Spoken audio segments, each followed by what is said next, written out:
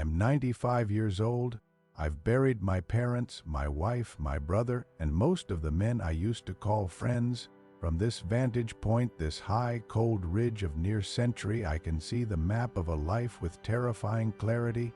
I see where the roads led, and more importantly, I see where they ended in sheer, jagged cliffs. You're down there now, aren't you? Rushing, panting, checking your watch as if the seconds are something you can negotiate with.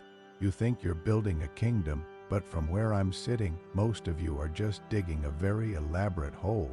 Let me ask you something, and I want you to feel the coldness of the question in your marrow. Who told you that you were allowed to trade your heartbeat for a promise signed by a man who doesn't know your name?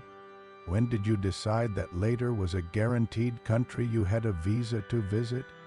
If I walked into your house right now and offered to buy the next 10 years of your life for $1 million, you'd call me a demon. Yet you're selling those same 10 years right now for a cubicle, a middle manager's nod, and a line item on a ledger. Why are you lying to yourself? Why do you keep saying just 5 more years when you know damn well that 5 years is just a down payment on a decade you'll never get back?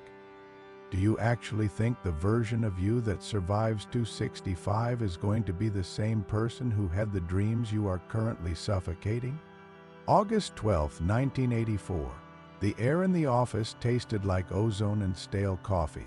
It was a Monday, the kind where the humidity in Connecticut sticks your shirt to your back before you've even reached the elevator.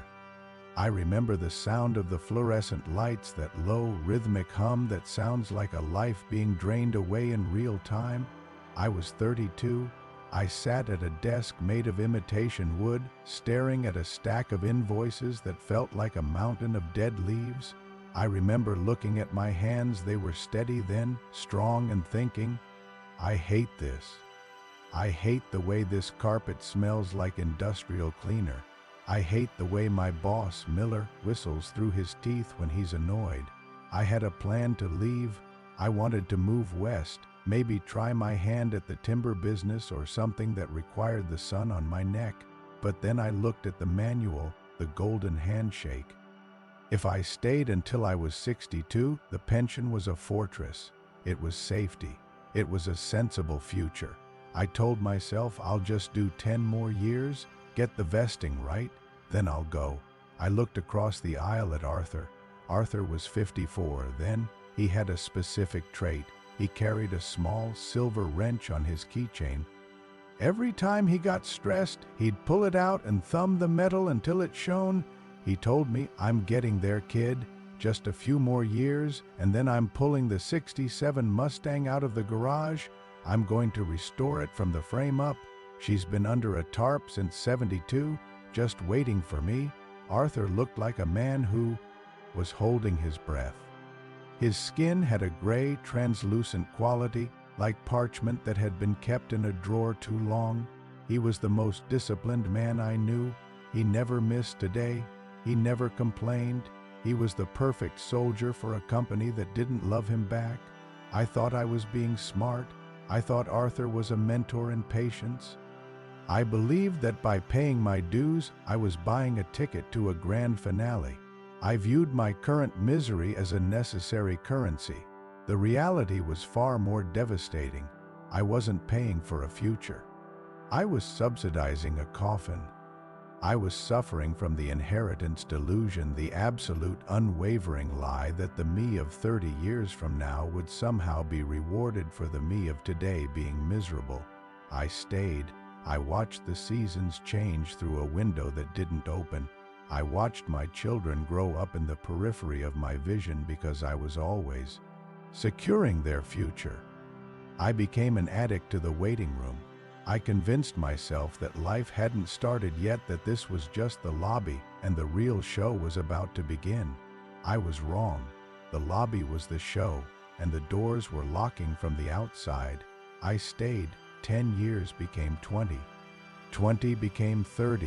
By 1994, I wasn't even looking at the door anymore.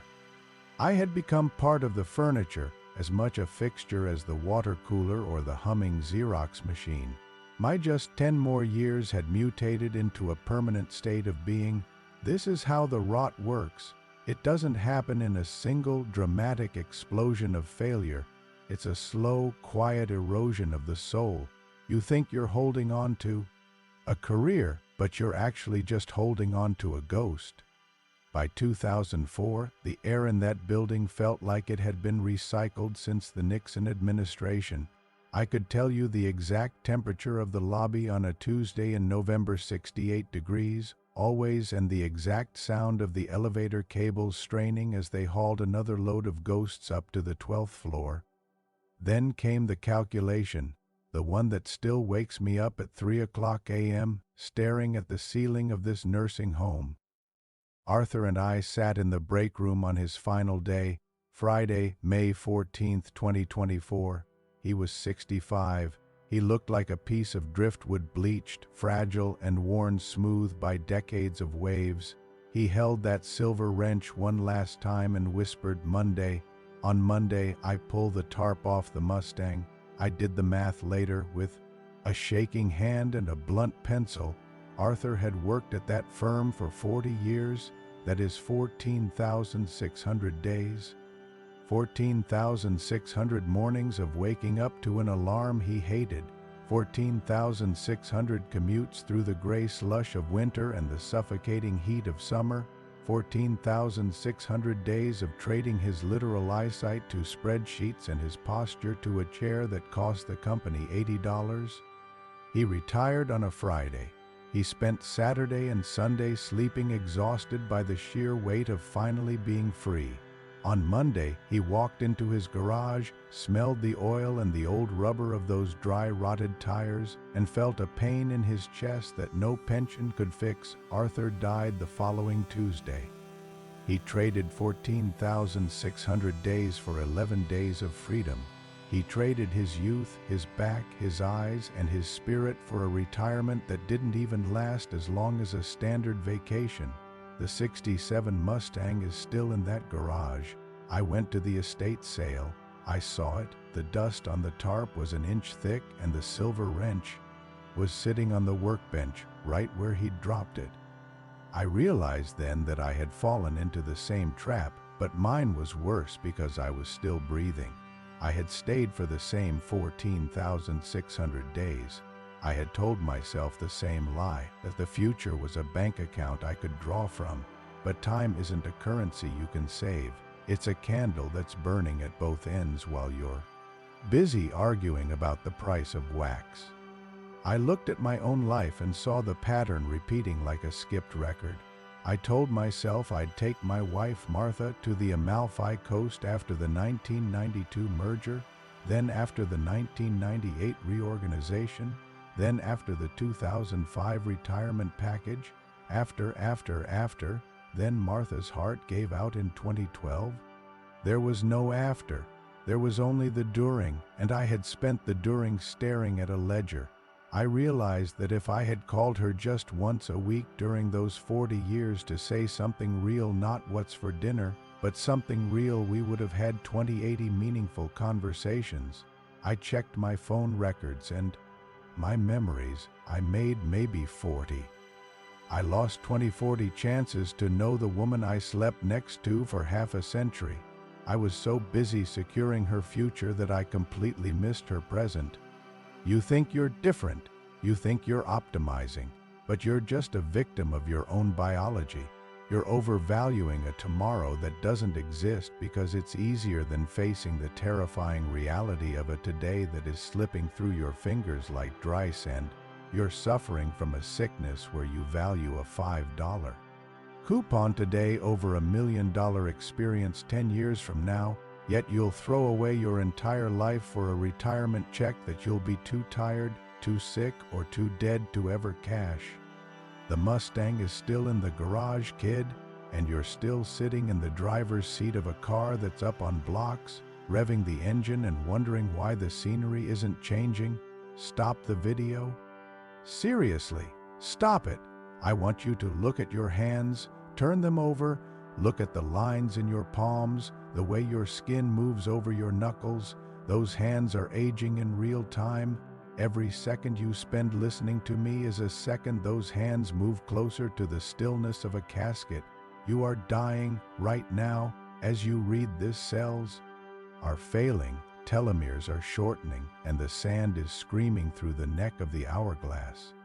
There are two versions of you existing in this moment. There is the version of you sitting there, comfortable, perhaps a little bored, thinking you have plenty of time to figure things out.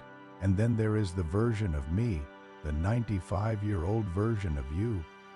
I am screaming back at you through the decades. I am reaching through the screen to grab you by the throat because I am the one who has to live with the consequences of your patience.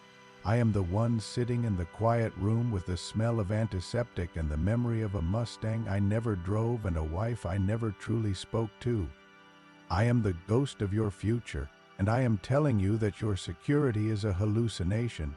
You are sacrificing the only thing you actually own, this present moment, for a later that is statistically likely to be spent in a hospital bed or a graveyard. You think it's hard to quit? You think it's hard to take the risk now? It's not. What's hard is being 95 and realizing you were a coward for 40 years and called it responsibility. What's hard is realizing you traded your daughter's childhood for a $401,000 that you're now using to pay for a nurse to change your slippers. That is the real pain, and it is coming for you. Here is what you are going to do, not someday, today. 1. The resignation letter. Draft it. I don't care if you send it today, but I want you to write it. Feel the weight of the words. Why it's hard? Because it strips away the illusion of safety. What it reveals that the company will replace you in 48 hours, but your life is irreplaceable. 2. The 24-hour disconnect. Turn off the phone, go somewhere with no Wi-Fi, sit in the silence until it hurts. Why it's hard? Because without the noise, you have to hear your own heart beating, and it's counting down.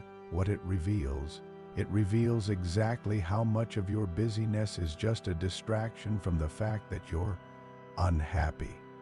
3. The Mustang action. Find the thing you've been putting under a tarp, the hobby, the trip, the conversation. Do the first step of it in the next 60 minutes. Why it's hard? Because it proves you've had the power to do it all along and simply chose not to.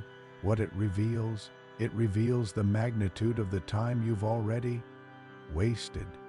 4. The mortality audit. Look at your bank account and divide it by the number of years you likely have left. Now look at your calendar and see how many days are marked free. Why it's hard? It turns your life into a math problem you can't ignore. What it reveals that you are rich in paper and bankrupt in experiences. I don't want your likes. I don't want your subscriptions. I don't want you to join the community. I want you to be terrified. I want the image of Arthur's dusty Mustang to haunt you every time you walk into that office tomorrow morning.